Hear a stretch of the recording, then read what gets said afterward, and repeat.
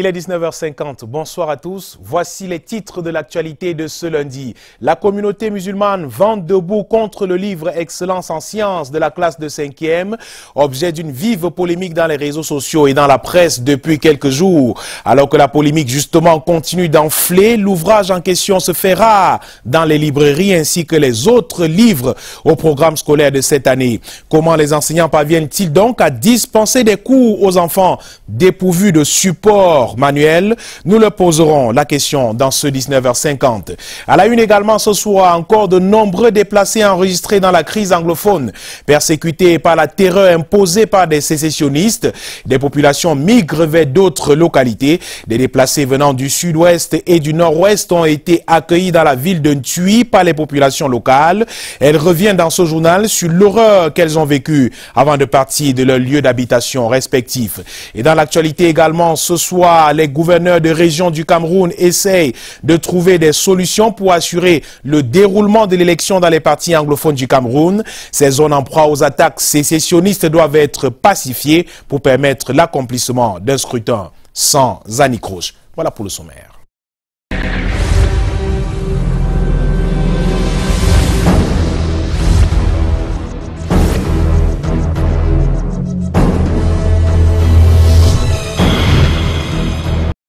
Bienvenue au 19h50. 3 bateaux chalutiers contenant des armes de guerre et de l'argent liquide viennent d'être interceptés par la Marine nationale au large des côtes camerounaises. Les navires en provenance du Nigeria transportaient plus de 40 personnes, un important stock de poissons, fruits de la pêche illicite. Les premiers éléments de l'enquête laissent penser à une branche portant du secours aux séparatistes qui sèment la terreur dans la région du sud-ouest Cameroun. Et c'est effectivement dans le sud de la presqu'île de Bakassi que ces bateaux ont été arraisonnés par nos forces de défense et de sécurité. Les détails avec Inès Daniel Ondouambala depuis Boya. Cet important matériel de guerre est constitué des armes, des chargeurs et des munitions. Il vient de tomber dans les filets du contrôle de la Marine nationale.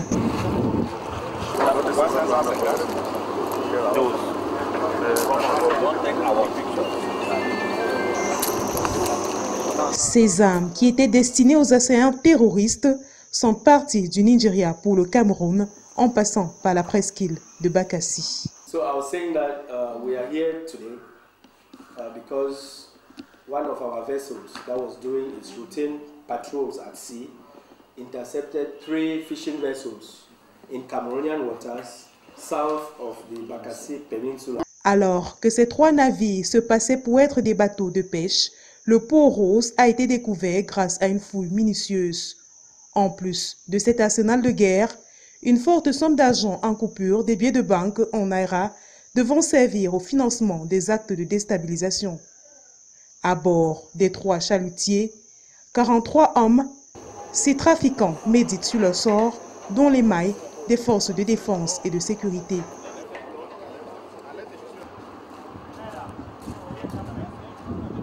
Désormais, l'on sait qui sert de base arrière à ce mouvement d'insurrection.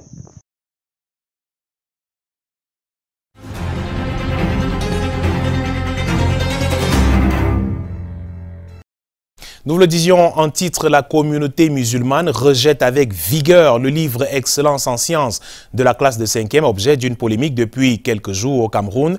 Une position qui intervient au moment où l'ouvrage lui-même est introuvable dans les rayons des librairies et autres surfaces. Les libraires, quant à eux, nous apprennent tout de même que des parents le demandent et sont prêts à en acheter pour leurs enfants, question de leur assurer une bonne année scolaire. Le reportage de Vanessa Melakamdem et Guy Fotso. Une insulte, c'est ainsi que la communauté musulmane considère l'illustration de la femme voilée allaitant un chien contenue dans le livre Excellence en sciences au programme des classes de 5e. Le geste ne correspondrait pas avec leurs principes religieux, ni même la tradition africaine, tout comme les différents exercices du module éducation à la vie sexuelle contenu dans le manuel scolaire. Lorsqu'on parle par exemple de l'homosexualité et autres, nous Africains, en tant qu'Africains, nous ne sommes même pas prêts à l'accepter dans nos sociétés. Et notre religion est formelle par rapport à la situation, qu'il est strictement interdit à un musulman ou à un homme digne de ce nom d'aller contre nature. Ça, c'est les textes de la religion islamique qui le disent. Mais maintenant, aller jusqu'à parler de la zoophilie, aller jusqu'à parler de tout cela n'honore pas la conscience africaine que nous avons. Ici, je parle en tant que panafricaniste au départ. Donc, pour dire que nous, au niveau de la communauté musulmane du Cameroun en général, si une solution rapide n'est pas trouvée à la situation, nous pouvons même boycotter certains programmes. Un Kourou qui ne cache plus le désir de ce leader d'opinion de porter plainte, alors que le livre en lui-même a disparu des librairies et autres points de vente de Douala depuis plusieurs semaines. Oui, effectivement, il y avait le livre sur le marché, mais nous avions déjà tout vendu, puisque c'était venu en petit stock. Présentement, sur le marché, nous on attend que la maison Cambridge Excellence puisse nous fournir encore. Le livre Excellence en sciences, classe de 5e, très controversé, est pourtant demandé par certains parents. Ce n'est d'ailleurs pas le seul manuel scolaire qui manque à l'appel. J'ai ici les mathématiques, champions en mathématiques, CE2. Le prix c'est 2000 francs, c'est eux qui ont mis le prix. Mais on ne trouve même pas sur le marché, alors qu'on a de l'argent dans les poches. Après avoir fait nos champs, on a de l'argent. On ne peut même pas trouver les livres. On a ici graphisme, écriture, lecture. Mon nouveau livre de graphisme, lecture et écriture, White House. Voilà le prix 1300, on ne trouve même pas. Les mathématiques, même chose, on ne trouve pas. Mais ils veulent donc qu'on aille où? La patience reste donc la seule alternative qui reste aux parents et aux élèves qui ont repris le chemin de l'école depuis plus d'une semaine. Et on le sait, les élèves abordent la deuxième semaine de cours depuis la rentrée scolaire. Un constat tout de même, et vous venez de le voir dans le reportage précédent, les livres restent introuvables dans les librairies. Des parents et élèves s'en indignent et sont dans le désarroi total. Cependant, nous avons cherché à savoir comment les enseignants dans cette situation réussissent à dispenser des cours sans manuel, surtout aux enfants qui n'ont aucun support de référence en salle de cours. Mireille Flon de Fofotso, Henri Chinda et Aïssatou Adjoumi, notre stagiaire, sont allés à la rencontre de quelques enseignants dans la ville de Douala. Très bien, nous avons dit, qu'est-ce qu'un indicateur temporel?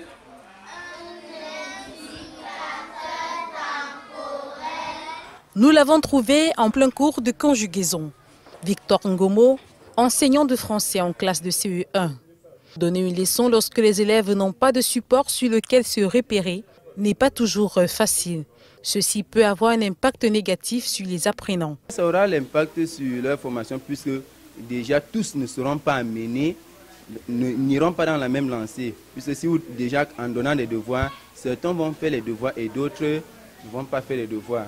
Là où ils auront donc ce petit décalage de compréhension.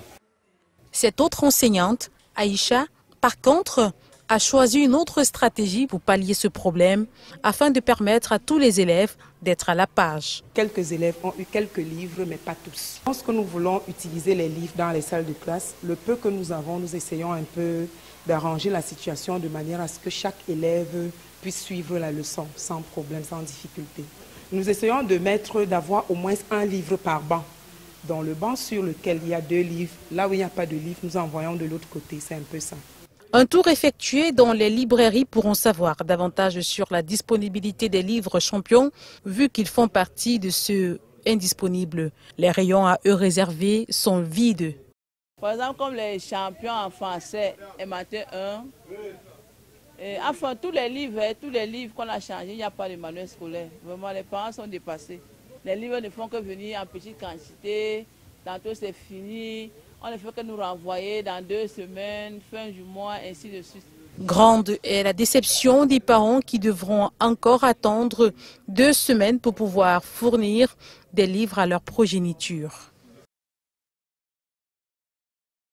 Et alors que les livres manquent à l'appel, des écoles entières manquent d'infrastructures et même de matériel didactique. C'est le cas de l'école publique de Mbappé Mondial à Konyambeta. C'est dans la région du centre Cameroun qui connaît une mort lente depuis plusieurs années.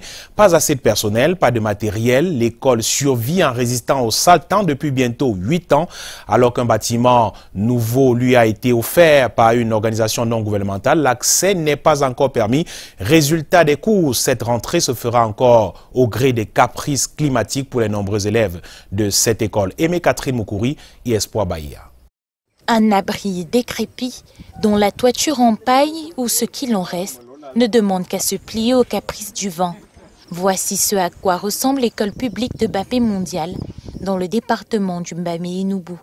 Comme chaque année depuis 8 ans, 70 petites âmes s'y entassent pour suivre les cours dispensés par un personnel émacié, 3 enseignants, dont le directeur lui-même. Nous avons 3 niveaux. Chaque niveau regroupe 2 salles de classe. CP niveau 1, cours élémentaire 2, niveau 2, cours moyen 1 et cours moyen 2, niveau 3. Donc nous sommes 3 enseignants.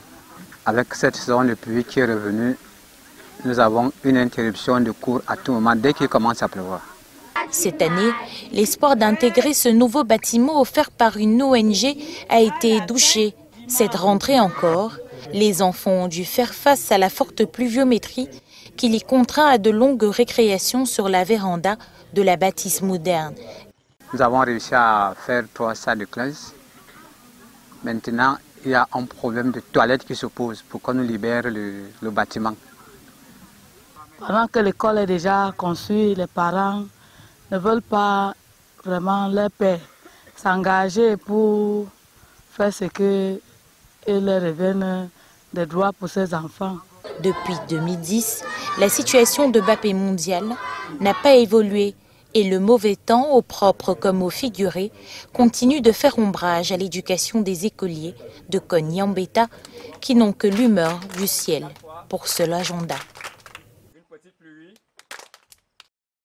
On poursuit en éducation et cette fois dans le supérieur. Et si on esquissait ce soir une sorte de bilan du système LMD, entendez licence master doctorat, entrée en vigueur dans nos universités voici un peu plus de 10 ans maintenant, présenté au départ comme un moteur d'innovation, catalyseur de développement des économies africaines. Le mécanisme tant vanté au départ tarde à être implémenté dans les grandes écoles et universités de la sous-région Afrique centrale. Un constat qui suscite matière à réflexion auprès des experts de la CEMAC sur la reformulation du système et son efficacité dans sa phase opérationnelle. Charles Robert Itok et Marius Kossou.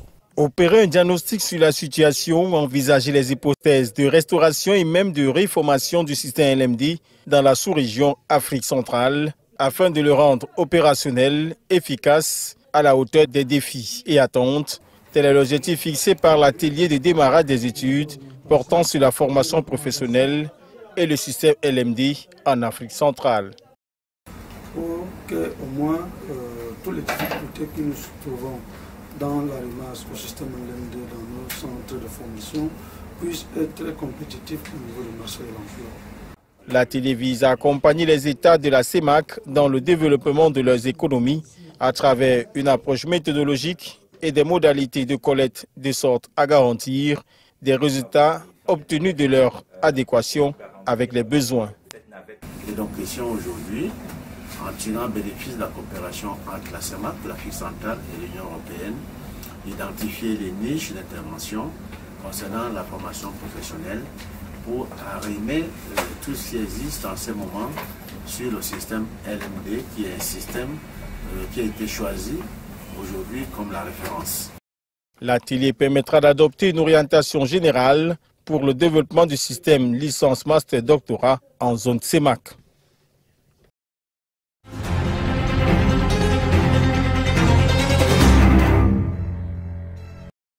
La page politique de ce journal consacrée à la présidentielle 2018, juste après ceci.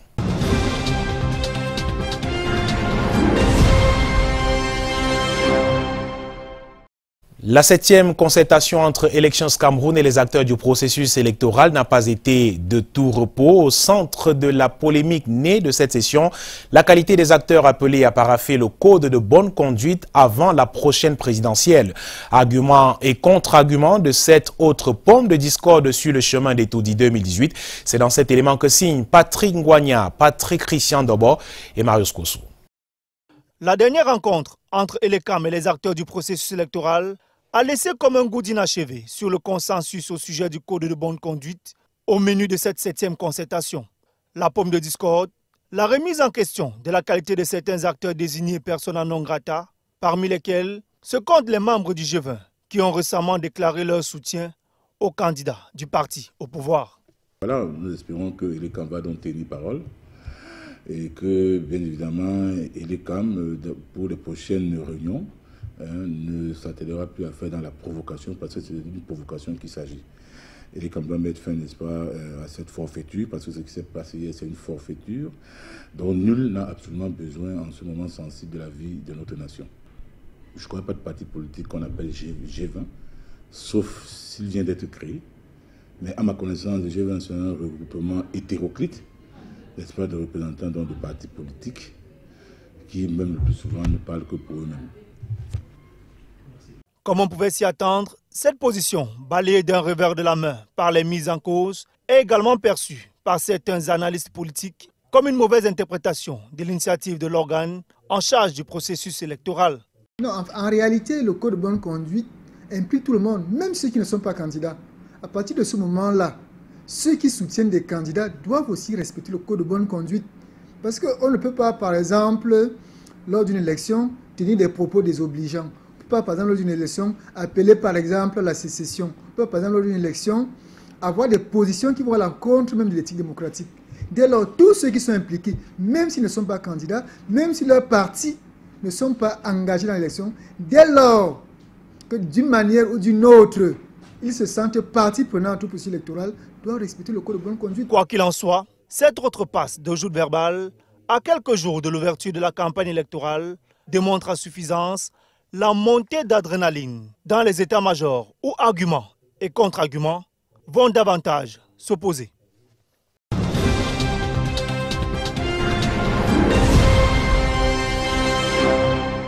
Au-delà du code de bonne conduite, des gouverneurs de régions du Cameroun réunis à Yaoundé veulent trouver des voies et moyens pour sécuriser le processus électoral dans les régions anglophones de notre pays. On en parle avec vous à Yaoundé. Alain Gislain Kanga, bonsoir.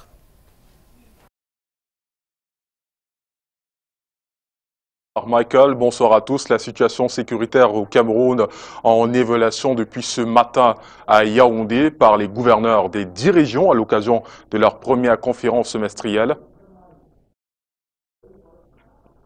L'élection présidentielle du 7 octobre prochain se déroulera bel et bien dans les régions du nord-ouest et du sud-ouest Cameroun. Le chef de l'État a donné des instructions claires et fermes. En ce qui concerne les élections présidentielles, elles se tiendront dans les 360 arrondissements du Cameroun.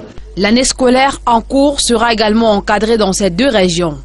Rassurant, c'est fête ce 10 septembre à Yaoundé, à l'occasion de la première conférence semestrielle des gouverneurs au titre de l'exercice 2018. Le ministre de l'administration territoriale invite les 9 candidats en liste pour la présidentielle à respecter la loi avant, pendant et après le scrutin. La loi, c'est la loi, personne n'est au-dessus de la loi. Tous les candidats qui sont engagés dans le processus électoral ont des devoirs et des obligations. Et j'attends d'eux un comportement exemplaire, un langage mesuré et une attitude républicaine. Ces travaux qui portent sur le thème « Autorité administrative et sécurisation du processus électoral » permettent aux gouverneurs d'exposer sur la situation de leur région. Ceux qui sont éligibles à être inscrits sur les listes l'ont été. Et au jour d'aujourd'hui, je crois que l'atmosphère est bonne enfant. Et nous attendons que la date importante du 7 octobre arrive. Cette conférence donnera également l'occasion au secrétaire d'État à la Défense chargé de la gendarmerie nationale et au délégué général à la Sûreté nationale d'exposer sur la sécurisation de l'environnement. Le ministre de la décentralisation et du développement local parlera des avancées de la décentralisation au Cameroun.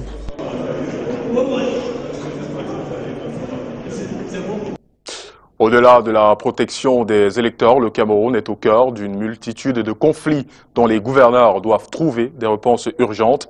La cartographie des priorités sécuritaires du pays est présentée par Brand Kamga et Serge Alazibou.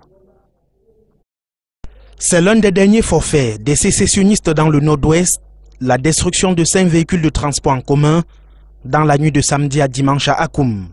Bien avant, il y a eu des vols, viols, pillages et enlèvements lors de la rentrée scolaire.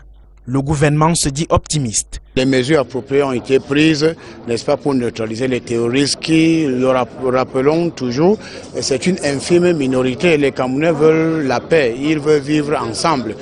L'administration territoriale se dit cependant écœurée par le silence assourdissant de certaines entités internationales. Les ONG internationales ne disent aucun mot sur ces atrocités à répétition. C'est ça qui est extrêmement gênant. La première conférence semestrielle des gouverneurs de l'année 2018 se penche sur ces problèmes qui vont au-delà des zones anglophones. La région de l'Ouest est concernée au premier rang. Des mesures supplémentaires s'imposent. C'est notre travail, en collaboration bien sûr, avec les responsables des forces de maintien de l'ordre. Tant que votre voisin n'est pas, la maison de votre voisin n'est pas en paix, vous ne pouvez pas bien sûr être content.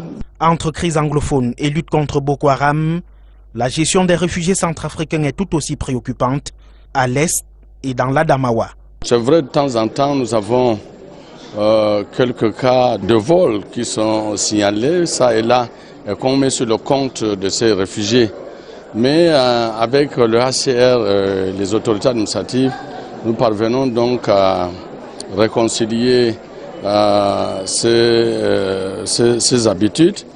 Autant de problèmes qui devront trouver solution ce mardi au sorti de cette rencontre entre les 10 gouverneurs et leur tutelle.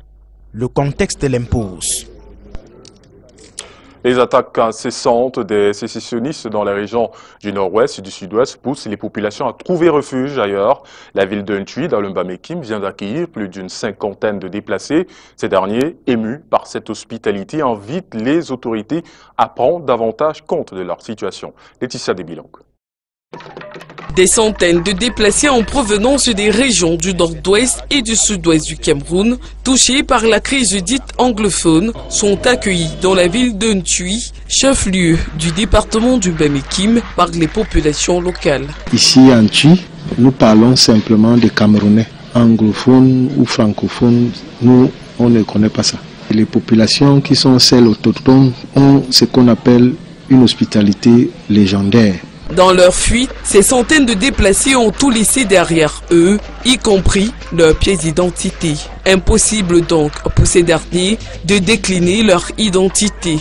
Un problème pris à bras le corps par l'autorité administrative. So they have problems. Ils ont des problèmes concernant les cartes d'identité et les actes de naissance. Donc je leur ai expliqué qu'il y a des procédures concernant l'acquisition de ces pièces d'identité. Mais ensemble, nous trouverons une solution pour remédier à cette situation.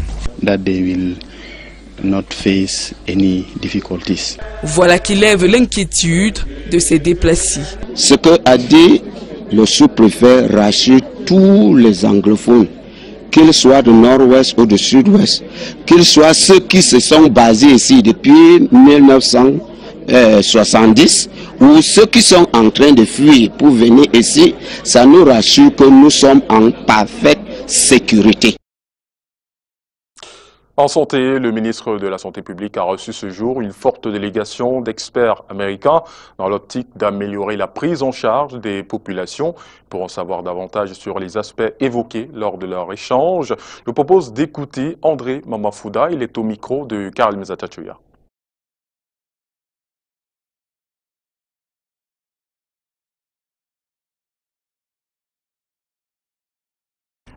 Ils sont là dans le cadre de ce support que nous recevons du gouvernement américain, à savoir Presidential Malaria Initiative. Nous nous réjouissons du fait que l'Amérique a nous coûté d'une manière très visible depuis l'année dernière. Nous avons eu 20 millions de dollars dans la lutte contre le paludisme. Et la rencontre d'aujourd'hui, c'était pour nous dire que, vu les bons résultats que le Cameroun a eu au cours de l'année, il a été voté plus 10% à l'enveloppe de l'année dernière, donc nous aurons 22 millions de dollars pour continuer à soutenir la lutte contre le paludisme. Je crois que c'est une très bonne nouvelle et nous nous réjouissons de cette confiance du gouvernement américain. Le syndicat national des journalistes du Cameroun, antenne du centre, a un nouveau bureau exécutif. Il a été élu lors de l'Assemblée générale tenue récemment à Yaoundé et c'est désormais Thierry Eba qui occupe le poste de président du SNJC Centre. Celui-ci appelle tous ses confrères à une forte mobilisation pour une presse plus respectée. Les détails avec Chanel OMP et Serge Zebou. Le syndicat national des journalistes du Cameroun de la région du centre a un nouveau bureau exécutif. À l'issue de l'élection tenue ce 8 septembre, Thierry Eba est porté à la tête du SNJC Centre. Carole Tepa de Seva News dans le fauteuil de vice-présidente chargée du genre. Jean Patient Tala de Royal FM au poste de secrétaire général, entre autres. Nous sommes très satisfaits et nous sommes heureux du programme qui a été présenté et pratiquement plébiscité aujourd'hui. Et nous pensons que le SNJC va lancer véritablement ses activités dans la région. Ces nouveaux membres ont pour principal cheval de bataille de ramener des journalistes dans le SNJC qui ne compte que 90 membres. L'Assemblée générale du bureau exécutif SNJC Centre était aussi l'occasion de discuter des problèmes qui plombent le développement du syndicat et qui minent le journaliste dans l'exercice de sa mission. On est parti d'un constat du fait que le syndicat national des journalistes du Cameroun était un peu retombé dans l'inertie dans la capitale, siège des institutions Yaoundé. On s'est donc dit qu'il fallait prendre le taureau par les cornes et essayer de redynamiser le mouvement pour que le syndicat, que les droits des journalistes soient de plus en plus respectés. Beaucoup ont des problèmes de salaire, beaucoup se voient leur profession être... Le nouveau bureau exécutif veut donc mobiliser l'ensemble des journalistes pour défendre leurs droits afin de parvenir à une presse davantage respectée. Et si on parlait de modes vestimentaires, ils sont très nombreux depuis quelque temps à arborer des vêtements confectionnés à base de tissus locaux, mais le problème est qu'ils ont du mal à se ravitailler en tissu local de qualité. La solution est toute trouvée. La boutique Abibao vient d'ouvrir ses portes à Yaoundé. Sa spécialité, c'est le pagne africain sur toutes ses coutures. Brand Kamga et Constant Kamga.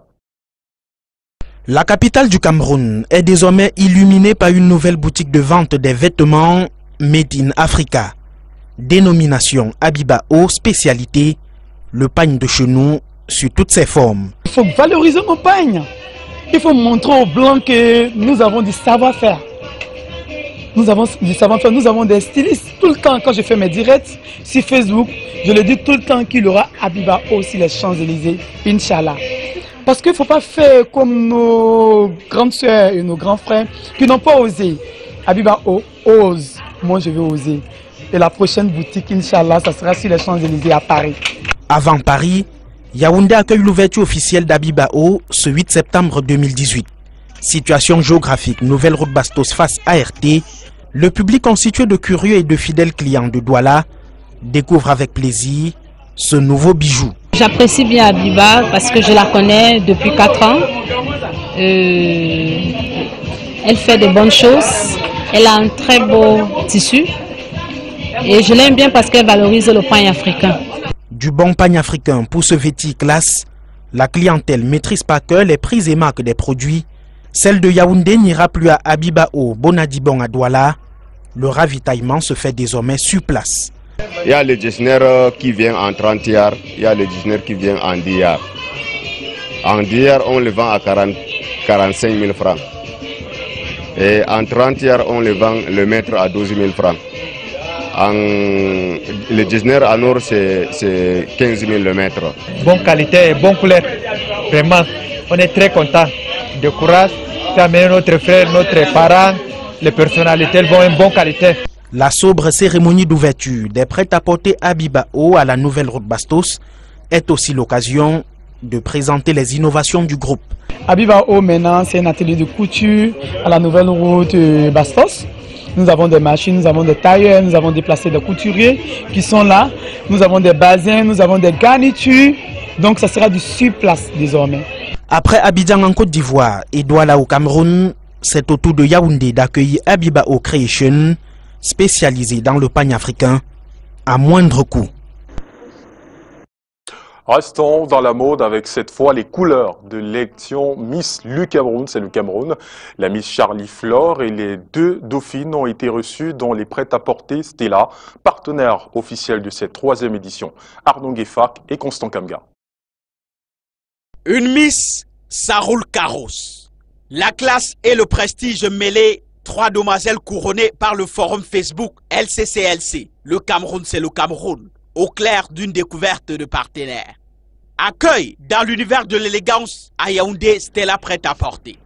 Une rencontre symbole du partenariat Stella Prêt-à-Porter et LCCLC Forum. Étant le plus grand forum camerounais sur Facebook, il était très normal que leur association soit faite avec le plus grand prêt-à-porter camerounais, qui est les prêt-à-porter Stella. Moment convivial là, partagé entre visite des lieux, appréciation des marques et essayage. Il y a du bonheur dans l'air. Stella Prêt-à-porter est ouvert à la promotion et à la récompense de la beauté. Stella est un partenaire fiable qui a accompagné ce concours de bout en bout. Et nous sommes venus aujourd'hui pour recevoir les différents cadeaux des Miss qui ont été promis par ce partenaire de premier choix. Un jeu de cadeaux à tour de rôle. D'abord la Miss Charlie Flore, à pas de reine vers son destin vestimentaire. Ce destin se trouve face au miroir. Le choix pas facile entre 1000 et une marque de qualité. Waouh, elle a de très beaux articles. Mais une fois que je me suis retrouvée là, au milieu de toutes ces belles choses, je vous assure que j'ai eu vraiment l'embarras du choix. Je trouve le prêt-à-porter vraiment très beau, avec de très beaux articles, de belles robes, et je ressors d'ici propriétaire d'une magnifique robe. Le bonheur se contamine ici. De la Miss à la première dauphine Agnès Laetitia. Toute la majesté d'une beauté récompensée à sa juste mesure. Une robe et l'envie de revenir. J'ai vu des choses très intéressantes, sinon je pense que je ferai un ou plusieurs tours encore ici pour profiter du déstockage massif qui est en cours. Le déstockage massif justement continue jusqu'au 30 septembre à la demande des clients. C'est pas un poisson d'avril. Stella n'a pas pu résister à cette demande pressante. Le trio du jour se complète par la deuxième dauphine Sylvia. L'Africaine est fière de l'être. Bâtie à la taille de cette robe 5 étoiles, l'émotion est au comble. C'est un plaisir d'être ici chez Stella. C'est un rêve qui se réalise et j'ai beaucoup aimé ma robe. Le compte d'un partenariat assuré.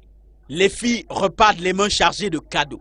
Être Miss, c'est bien un privilège. Les jeunes diront, au nom de la phrase à la mode, le goût de ça. H. Et la suite de ce journal, c'est avec l'artiste Didier Ben, annoncé en spectacle en France, et on en parle avec vous, Michael Tipio. Bonsoir.